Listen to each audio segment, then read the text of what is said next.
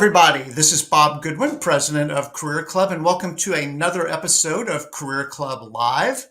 Before we get started, I would like to encourage any of our HR professional or talent acquisition professionals who happen to be watching or listening to please check out our newest initiative that we call Journey Forward, a way of building the candidate experience and enhancing the employer brand by providing differentiated resources to candidates who may not be moving forward in the talent process for a particular role, but one that you would like to continue to build a relationship with. Again, you can learn more about that at career.club, Journey Forward.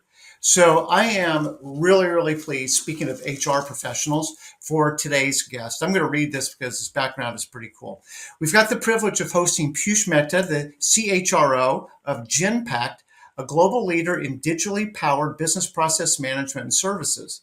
Piyush, with his extensive experience in driving human capital strategies across global organizations, has really been at the forefront of transforming workplace cultures to thrive in the digital era.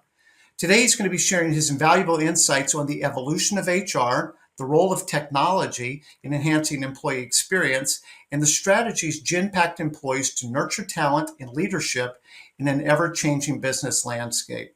So with that, I'm looking forward to delving into the mind of one of the industry's most forward-thinking leaders, Piyush Mehta.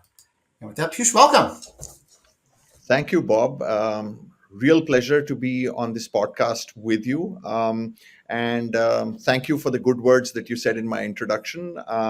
It's a pleasure to share what we are learning and what we continue to learn as we go along. Yeah, no, absolutely. And I benefited so much from our initial conversation and look forward to building on that. And like I said, I know that listeners are just going to really appreciate what you guys have built, the learning that you've gotten through the exercises that you've gone through. And just your business acumen is really great. So with that, we've got more content probably than time. So if we can jump into it, that would be great. Sure thing, Bob. Fire away. Cool. So for those who are not as familiar with Genpact, do you mind just kind of explain a little bit about the history of Genpact, kind of how your business model has transformed and how you guys have grown through the years? Sure, Bob. So look, Genpact is a global professional services and solutions firm. We focus on delivering outcomes to our Fortune 500 clients. We are at this point of time 125,000 plus employees across 30 countries. Yeah. And we are defined by our purpose, which is the relentless pursuit of a world that works better for people. So that's about where we are today.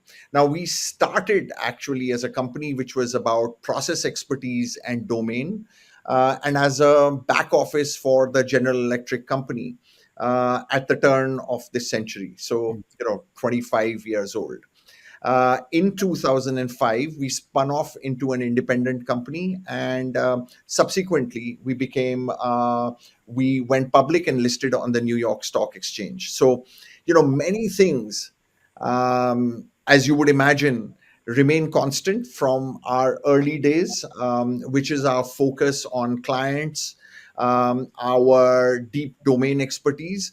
But over a period of time, we've also evolved from a business process company predominantly to being focusing on outcomes, solutions, and professional services for our clients. Yeah. So, 125,000 global, 30 countries.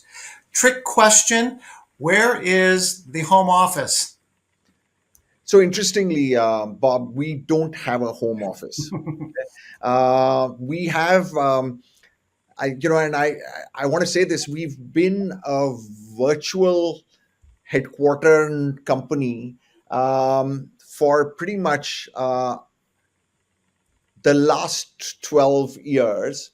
So even before it was not fashionable to not have headquarters. So we have our leaders distributed across the world to where our clients are or where the relevant stakeholders are. So for example, we have our largest employee base in India. So I'm based in India, but our CEO and most of our client-facing leaders and our commercial leaders are based in the developed markets, largely in the US and the UK, where our clients are. Yep. And so when you guys spun off from GE, what was the approximate employee headcount? It was, I want to say it was approximately probably 10,000 ish when we separated from GE. Yep.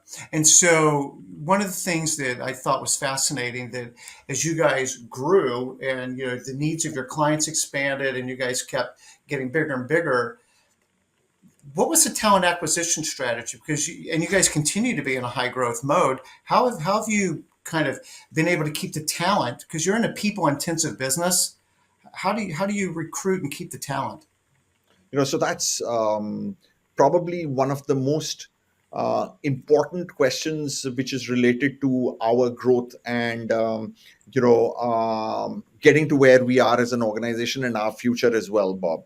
uh, think about the talent question as to how do we fuel our growth as being fundamental to our existence. Now, the way we've thought about it always is that it is always going to be more about build as opposed to buy. Now, let's a part of this is starts off with our DNA. When we started, like I told you, in the 2000 time frame, this industry didn't exist and we were growing like gangbusters. So the only constraint we had to growth was great quality talent. And while high potential talent for sure existed in very large numbers in the developing markets, which is where we grew out of. Think about India, think about China, think about Eastern Europe. There was massive supply of high potential talent, but to be able to train them and equip them to from being high potential to high performance was a massive challenge that we had, and it was probably the biggest constraint we had to growth. We built a training and an upskilling engine that I think in many ways led to our being able to scale and be successful as an organization. So the idea was ready talent is not available in the market. Create an engine in the organization which is able to transform as we hire talent at the entry level and build them into high performance talent. So training and the reskilling engine became fundamental to our success and our growth. And that's been our belief all along. So, do we hire people from outside at lateral levels? The answer is yes. Okay. Is that important for us? The answer is absolutely yes. As we think about new technologies, seeding talent in the organization, and so on and so forth. But the bulk of our talent needs are fulfilled by building talent, growing talent, and investing talent. And therefore, the internal marketplace, which gets talent ready from an upskilling perspective, and the internal talent marketplace from the perspective of demand, and being able to marry that with algorithms that take ready talent and then bring them into bigger roles that we need for our growth is an absolutely fundamental part of our talent strategy. And one of the reasons I was so excited to have you on, because again, sounds like per usual, you guys were ahead of the curve on something because as the half-life of skills, keeps diminishing, having it in your DNA to be able to reskill, upskill, and repurpose talent to where it's most needed, is just that's not going away. It's like a Moore's law kind of a thing. It's just going to keep spinning faster and faster and faster. And it sounds like, that sounds like it's evident that you guys have built the model to have optimized that. Bob, you said it way better than I could ever say it. We have kind of patented the line of half life of skills is 3 to 5 years, and our entire reskilling strategy is built on that, and that is one of the key parts of our talent strategy and our overall organization strategy. So just slight detour, but it makes me think about a couple of things. One is, 2, 3, 4, 5 years ago, tech companies, were in this talent war and seriously overpaying for talent and over hiring for talent. And then that led to, well, one, overpaying, but two, then a bunch of layoffs. And it sounds like there's some built in insurance in your system that kind of it doesn't necessitate you having to overpay for talent. You can buy the hypo talent, you can acquire that. And I love how you said that, turn high potential into high performance, and then be able to redeploy it as market needs dictate, instead of this sort of slashing of talent when it's like, well, we don't have to slash it. We just need to either upskill it, reskill it, and redeploy it. And it keeps you out of these weird boom and bust cycles. Yeah, so, again, you are spot on with that approach. Look, let's start with the fundamental thesis behind all of this, which is, you know, growth, and for the organization to grow is the most fundamental need for establishing a powerful talent strategy, because growth is a great problem to have, and once you have growth, all the other problems are great problems to have. So I would say it needs to start with, and we've been blessed as an organization, knock on wood, as to having grown every single year of our existence. And once you have that kind of engine pulling the business forward, everything else from a talent perspective is able to fall in place. Okay, so that's number one. Number two, I think, look, it's really important to have a clear view on why people want to come to work. And we have a reasonably strong point of view on this. I don't claim to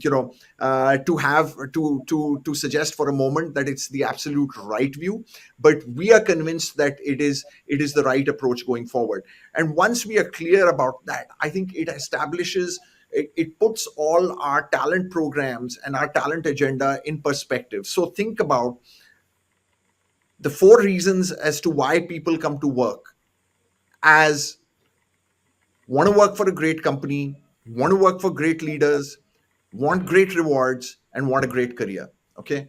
And I don't think this has changed ever since I started my career, which is 35 years back. I think fundamentally people are looking for the same four things.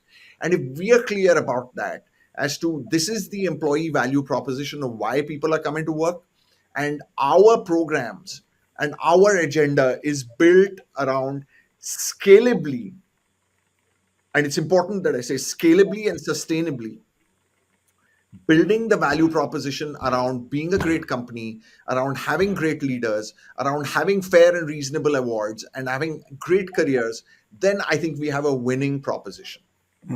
No, so thank you for that segue, because that's where I wanted to go. You kind of kicked off in your description of Genpact as being a purpose-driven company, and so this is excellent.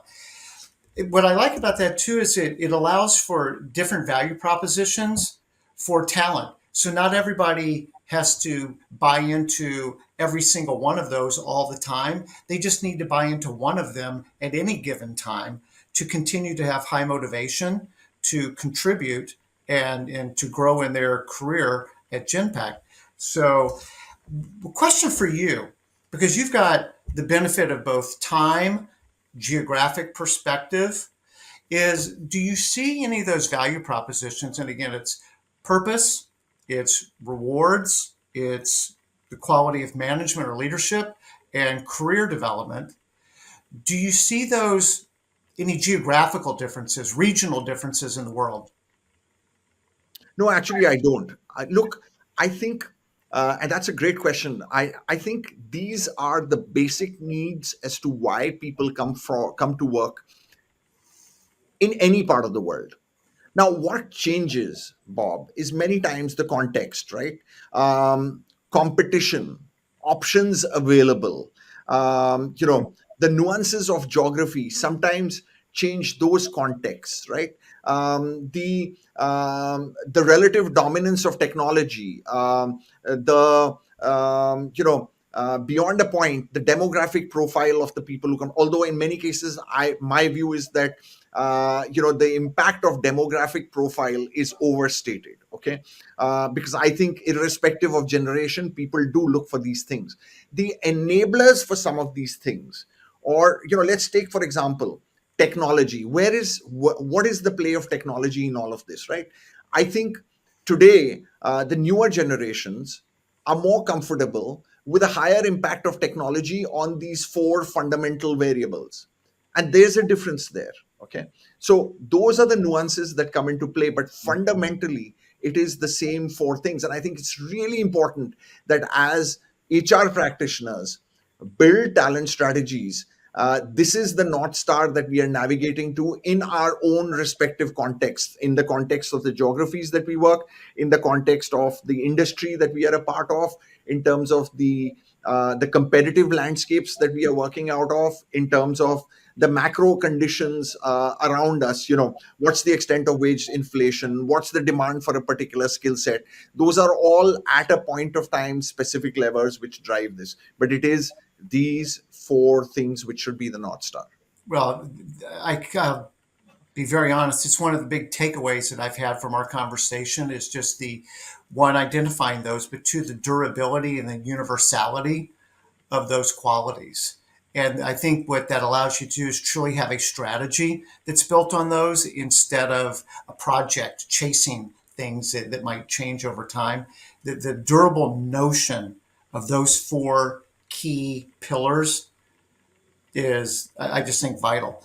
Yeah, You and, talked about, sorry, Bob, I don't mean to speak over you, but I think there's a vital point to be made there, which is, you know, you hit upon, you picked up something that I said, and reinforced it, which is it has to be scalable and it has to be sustainable. So think about one of the things we caution ourselves on is the as we look at trends and as we look at changes that are coming up on the horizon, it is the primary role of leaders to be able to look around corners and figure out what's coming at us.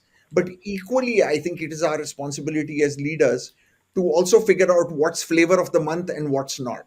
So, as I think about building talent strategies, it is really important to be aware of what is going to be sustainable and what is flavor of the month. So, I'll give you an example. A few years back during COVID, one of the things that got talked about often was silent quitting, and there were various names that was given to it. The reality is that, look, I mean, silent quitting indicated that you have a percentage of your population at any point of time which could vary between 15 to 30% of your workforce which is not engaged, and therefore is passive. Now, there were reams and reams of articles written at one point of time on how this was a new trend. Actually, it wasn't. I mean, we've known through years, uh, through engagement surveys, for decades now, that there is always a population in an organization which is not engaged. And therefore, this was not something that was new, but it just became something very fashionable to talk about. I'll give you another example. The trend a few years back, which was about we don't want to rate people in a particular way, because we believe that rating people puts them in compartments, and therefore doing away with performance ratings, which is in itself a very noble, I would say, objective. The reality, however, is organizations still continue to pay bonus, and organizations still continue to discriminate, rightfully, or distinguish between strong performance and not so strong performance when they pay out bonus, right? No organization goes out and says that we pay the same bonus to everybody, and therefore then you are differentiating in how you are rewarding performance. So that's not consistent, in my view, with doing away with performance ratings, because there's some level of lack of consistency between the two. So whether for right or wrong, and this is a controversial point that I'm making, uh, I think it's important for us as practitioners to distinguish between what is scalable, consistent, and an established trend going forward, as opposed to something that's flavor of the month. yeah, no, I appreciate that. And, we're inundated with news and social media and all these things, like you say, whether it's silent quitting or whatever, that like, oh, well, I need to pay attention to this because I've seen an article on this, 150 times in the last month. It must be a thing. And you used the term North Star earlier. And it's like, okay, I'll take that data point. Let me see how this aligns with the North Star. It does or it doesn't. And then have the clarity to be able to say, no, that's actually not strategic. Or like you say, just kind of basically call BS on it and go, that's not a thing, or it's always been a thing. You just put a fancy term on it to, drive clicks, but let's call it what it is, flavor of the month. So I appreciate that distinction, and taking a stand on something, which I always appreciate when people say this is controversial. I start going yes, because that means you're going to actually take a stand on something out of conviction. So I think that's cool. I want to talk about technology, because this really becomes the cool intersection of, if you've got these North Stars, but you're very technology forward, technology enabled company. How do you guys, and I want to talk about things like Amber and Genome, how they actually help advance and deliver on those value propositions? Sure thing. So, look, our fundamental belief is that technology is a massive, massive enabler of being able to drive the fulfillment of talent needs of an organization. It is a massive enabler, and look, that's not rocket science. I mean, it's pretty well established now. So, you referred to Amber. Amber is our always-on employee engagement platform.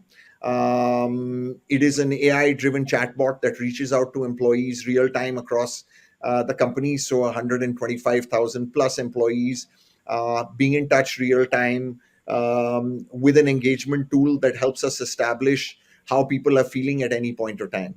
With the power of data and being able to link it to geography, the business one is a part of,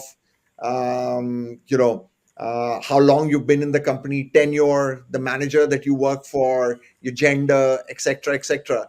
It is able to provide us massive insights, real time. And the good news is that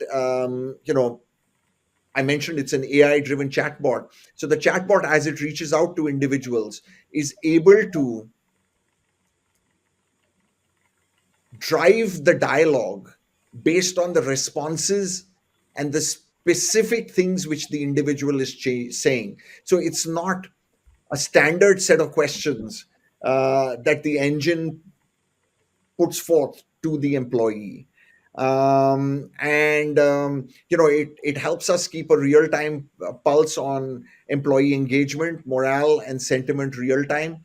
Interestingly, we think that this is such a powerful tool to employee productivity that it is the only non financial metric that goes into the bonus pool for the top 120 people in the company, including the CEO and the leadership team. So the bonus pool of the top 120 people has three metrics.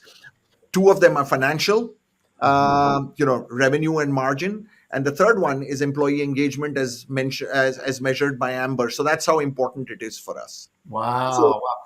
Do the findings root back or to the four pillars of how connected do you feel to the purpose, rewards, management, your career development?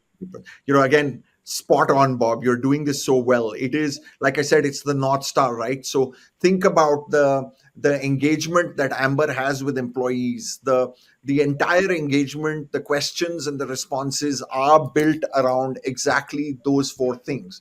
How close do you feel to the purpose of the organization? How close do you feel, or what is your view on the quality of your supervisor and the quality of leadership? And it builds on those things. By the way, it's a 2 to 3 minute interaction that the tool has with the employee, but it gives us really, really powerful insights. That's cool. And then, can you talk about Genome for a minute? Yes. So look, Genome is our learning platform. It is a few things. Genome was built on going entirely virtual across all our learning in Genpact. Okay, our view was based on the fact that knowledge and access to knowledge is freely available in the world. Okay. However, there is a very important context to that learning and that knowledge that exists out there. And therefore, I could go to the internet and pretty much learn whatever I want. But the important thing is that the context of Genpact, which is a B2B professional services and solutions organization, is very different from the context of, let's say, a B2C organization. And therefore, there is a contextual element to every bit of knowledge that exists out there for it to become relevant for our employees. So that's number one. Number two is when you take something virtual like learning, it allows you massive scale. It allows you access across geographies. It allows you the ability to access knowledge way, way faster than, let's say, a classroom approach would be. What you lose out, however, is the collective nature of learning, people learning together. So, Genome established both these things, an organizational context to all the knowledge that exists out there and the ability to learn collectively. We basically took what is now 90 plus skills and over 600 subject matter experts in the company.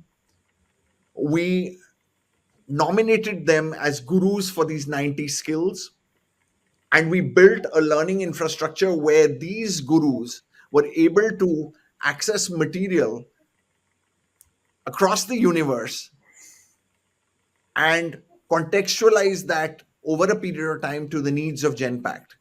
And then we allowed free access of 125,000 people to these 90 plus skills and allowed them to upskill themselves in these. Now, these skills continue to be redefined over a period of time. The subject matter experts continue to rotate, but just to give you an idea of the scale of this, for the fourth consecutive year, our global workforce completed approximately 10 million learning hours on Genome. So it allows us to reskill at scale and address new capabilities at speed. The benefit we had, I want to stress on that, Bob, because I think it's really important. Is we took at that point of time when we built this, our innovation leader for the company and I, out of our day jobs for 3 months, to conceptualize, architect, think, and build what is now Genome and the 10 million hours of learning on Genome that we talk about. So it was a massive commitment that we made from an organization point of view to get here. Think about. I'll give you some idea of how we are able to scale with this. We launched Gen AI as one of the 90 skills that we talked about last year. And our objective was, how do we just familiarize people with Gen AI at the basic level? Okay. This is not making them experts. Over a 4-month period, we had 40,000 people learning on what Gen AI was at a basic level of proficiency. Today, we have 80,000 people learning the skill. So, that's the kind of scale and speed it's able to give us. Wow. Does based on the where an individual employee is in his or her career and development, the skills that they've acquired, maybe the skills they've identified that they would like to acquire, but also the needs of the business. Does Genome or does a human make recommendations of, Piyush, we would recommend these next 10 courses for you, or to develop more skills in these areas? So does it proactively recommend, or do I choose what I want to learn more about? You have both options. You can choose, and to that extent, we've democratized learning.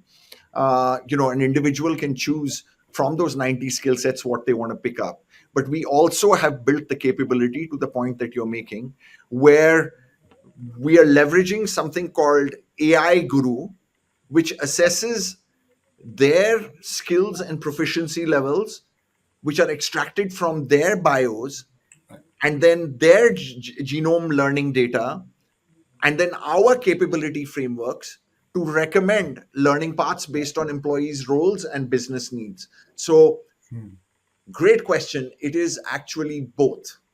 Yeah, I'm rarely accused of an original idea, Piyush, so I'm not surprised that that's what you guys are working on because it just makes sense that that's what you would be doing. And, kind of then tied to your internal talent market. And then, like, where do we see gaps and how can we get certain groups of people up to speed to start to fill these gaps so we can meet the future needs of the internal marketplace? So that makes tons of sense to me. Um, I want to, because we're about 30 minutes in, and there's a couple other key areas that I would love to move into, if that's okay with you. Sure, Bob. Yeah. So, if anybody goes and Googles you, they'll see that you speak at conferences, you do interviews, that you are very much a thought leader in the wacky world of HR and technology. Um, during the pandemic, that was a very obviously catalytic event because suddenly the world went virtual and organizations had to figure out how do we do this. Like you said, you guys kind of grew up natively remote, so that was less of a struggle, I assume. But what it did do is it brought CHROs, right next to the CEO every day to help us figure this thing out. For some people, that window opened and or that door opened, maybe is a better metaphor, and they ran through it. And for others, it was open for a while, but it's closed again. What advice would you give, other CHROs to build on the gains that they got, or maybe how to re-energize? Yeah. So Bob, I smile because it's interesting. I see that question posed often about HR having a seat at the table, CHROs being close to. How do you get close to CEOs, etc., etc. Look, I have to tell you, I'm first of all in.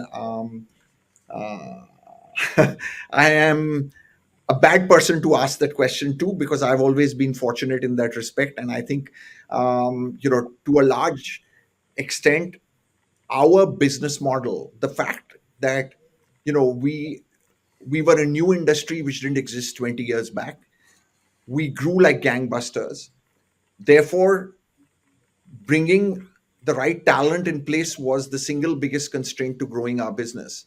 Helped establish the talent agenda as one of our key strategic challenges and levers.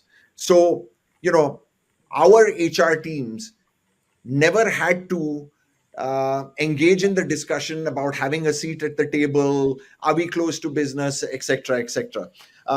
Business loved us, business pulled us in. This was as much a business challenge as it was a talent and an HR challenge, number one. So I've always had the benefit of never having, I mean, it was considered totally table stakes and barely entered our thought dimensions as to, should we have a place at the table. Now, that said, look, my view to this is very simple. Uh, the responsibility for having a place at the table rests squarely on us as HR people and as talent practitioners. We need to understand business. We need to put business challenges as the key challenges that we need to solve for, and everything that we do needs to be in the service of solving business challenges. Now, look, that's easily said. Many times that's a cliche, but I will tell you. I'll give you a simple example. Think about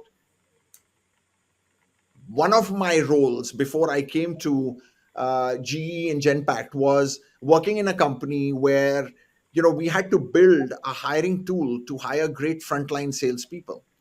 And in building that hiring tool, I spent 6 months on doing research on what were the right competencies to hire frontline salespeople for, or what were the competencies that tool you needed to be built on.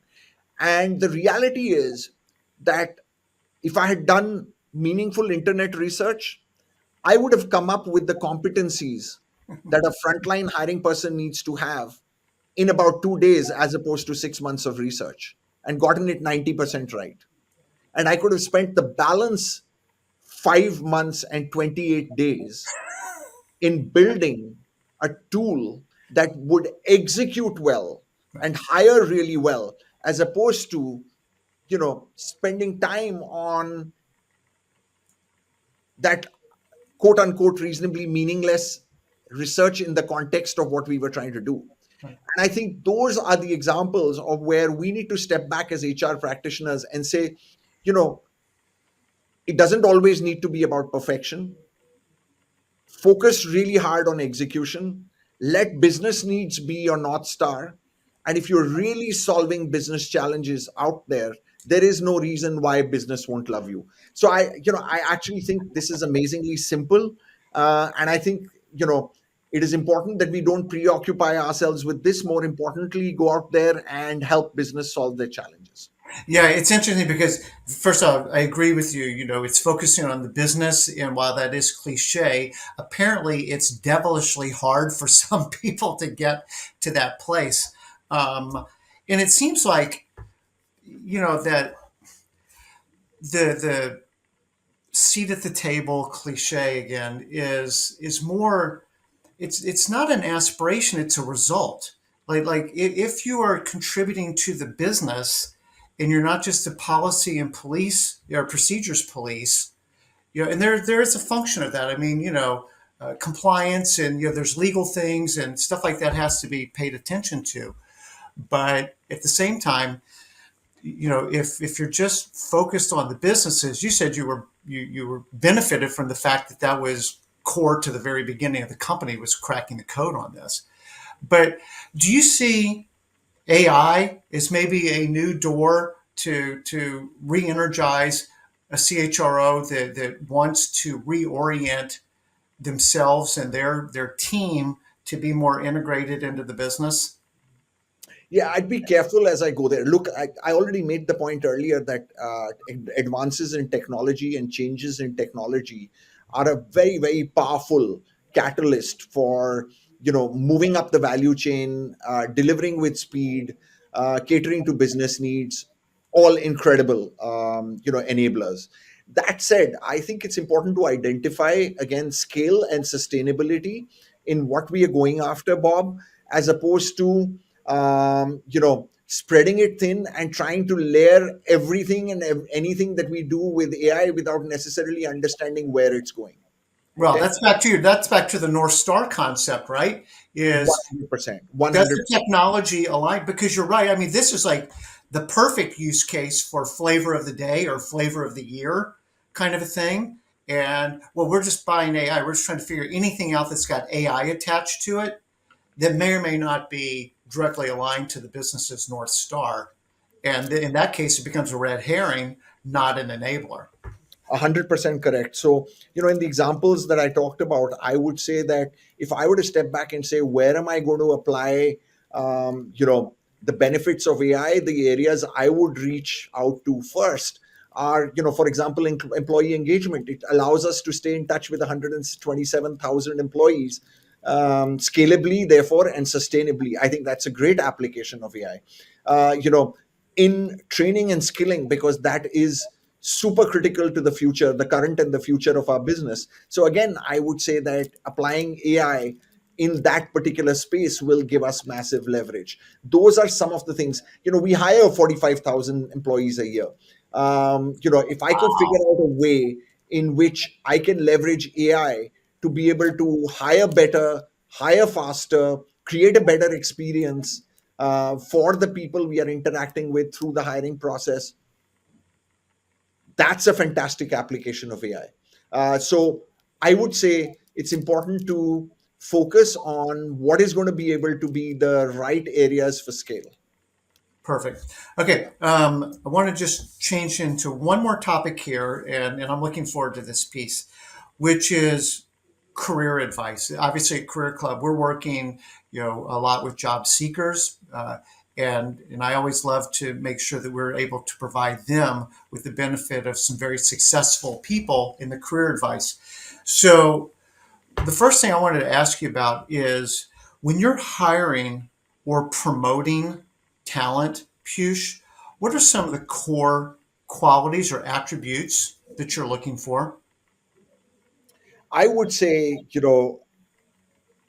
the the hunger, the it's you it's one could use various terms for it. What's the energy a person brings to the job?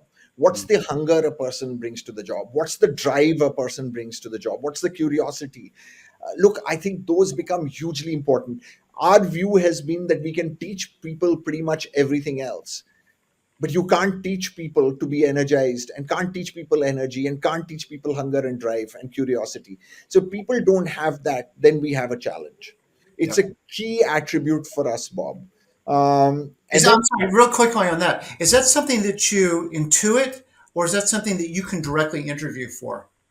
I think it's both. It's evident from the kinds of things a person has done in their career, and when you're hiring fresh, even in their earlier career, it's evident from the conversations. It's evident from everything else. It's not that difficult to figure, and so it's both. Interview and intuit. Okay, and then so let's call that passion. What else do you look for? Look, in today's world, I think the need to be able to communicate and network becomes very important. Okay. Because that, in many ways, along with curiosity and passion, then enables the entire learning and contribution that an individual is able to do and make.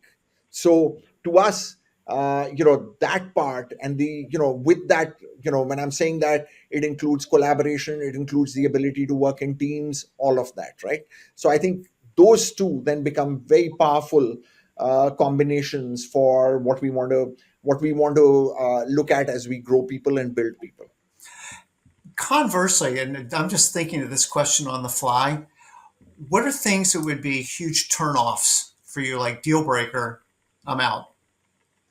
Entitlement, I am owed this, a lack of positive attitude, pessimists, people with low energy, people with no drive to learn. Mm, gosh, I want to jump all over like three of those things immediately. It's funny when I'm speaking with people who might be, feel like they're subject to ageism bias. I'm like, that may be true. There may be people who have that bias, but there's things that you can do that will either contribute or counteract that. And one of them is bringing energy, right? So like because the bias would be you're out of gas, like you're tired, you're old, you can't do it anymore. It's like no, like bring the energy. The second thing is on curiosity and continuing to learn and being able to show. Let's just pick on Chat GPT because that's easy, and like being able to show proficiency and interest and continuing to learn. And when we can dispel and have practical examples and like you say, also the ability to just intuit this person's curious, they're motivated, they're positive, they're high energy. Like those are the kinds of qualities that people are looking for. And whether you're 25 or 55, if you're bringing those qualities for the right company, for the right manager, you're going to be an attractive candidate. I believe. 100% correct. Totally agree. Yeah. So, what is the best career advice you've been given, if something comes to mind? Yes, it is, build deep business acumen. If you want to work in the corporate world and, work with business, make sure you understand business better than or as well as the stakeholders you are working with. It'll allow you to serve them much better. It'll allow you to engage with them much better. I mean, just simple things that I think of when HR people ask me for advice in my team.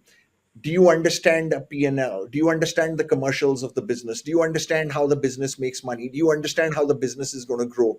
Do you understand what, as you break the P&L down into what are the important components? Do you understand how money gets made? All of those things, becomes super, super important. And then moving up the value chain, do you understand how this works for your clients? Do you understand the P&L of your client? Do you understand how the client makes money?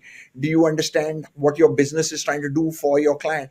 I just think understanding and developing deep, deep business acumen is fundamental to being successful in any role in a corporate, but very importantly in the HR function. Yeah. So it's funny because like when we're working with candidates, um, and you read a resume and all it's got is basically what the scope of their responsibilities were, right? They've kind of bulletized their job description as what they did at company X.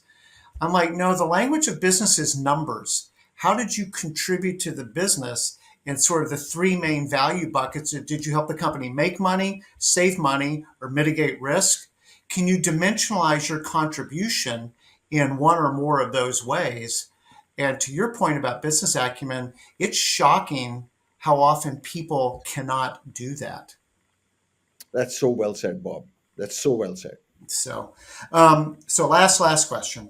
If you could go back and talk to 25-year-old Piyush, so I know that hasn't been that long ago, but if you could, what, with the benefit of hindsight, what counsel would you give 25-year-old Piyush? Yeah, I've thought about that one before. I've been asked that one before, Bob. And at the risk of, this may come across as arrogant. I want to tell you it's not. This may come across as I haven't learned. That's not the case. I would do exactly as I've done through the last, 30 years since you talk about, when I was 25. Um, exactly the same way, because I think I've had an opportunity to learn. I think I've had an opportunity to work with some great people.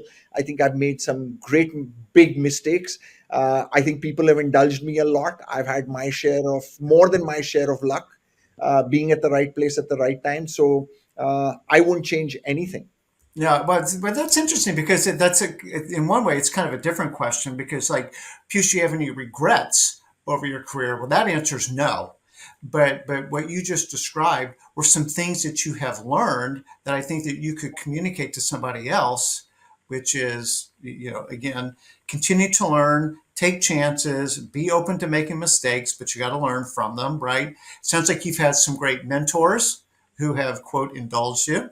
Um, and then the point that you made on the previous question, just about continuing to drive your business acumen to be able to drive the performance of the business. So, yeah, So let me add one more, Bob, in that please. case. Look, I think in that case, what I would add is I wish I had learned to communicate better, because I think the power of being able to communicate one to many with a point of view, and to enable learning through that is just huge. And I think, I wish I had learned and focused on communicating much better, because I think it would have enabled me much better.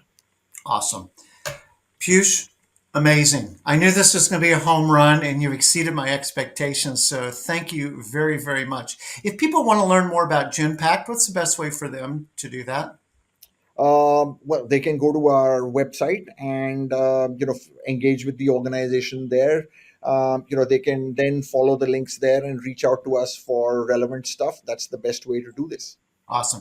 Well, Piyush, thank you very much. Again, the what I love about the depth and quality of your insights is they're built on the back of performance and a track record, and that these aren't just highfalutin ideas, but these are things that you guys, as you say, have put into practice at scale and sustainably.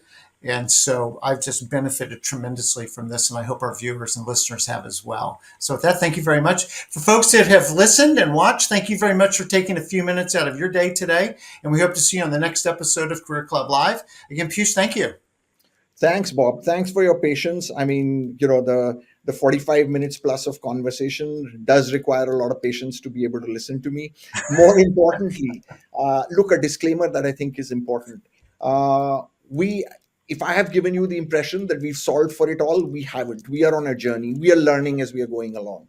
Okay. And we are making mistakes and we are learning from those mistakes. And hopefully it's a virtuous cycle where, we are refunneling what we are learning from and the mistakes we make. So, if you have a point of view and you have thoughts on what we could do differently, to the folks out there who are engaging with this podcast, we'd love to hear back from you. And thanks so much once again, Bob. Awesome. Thank you very much. Okay. Thanks again, everybody. And we'll see you on the next episode.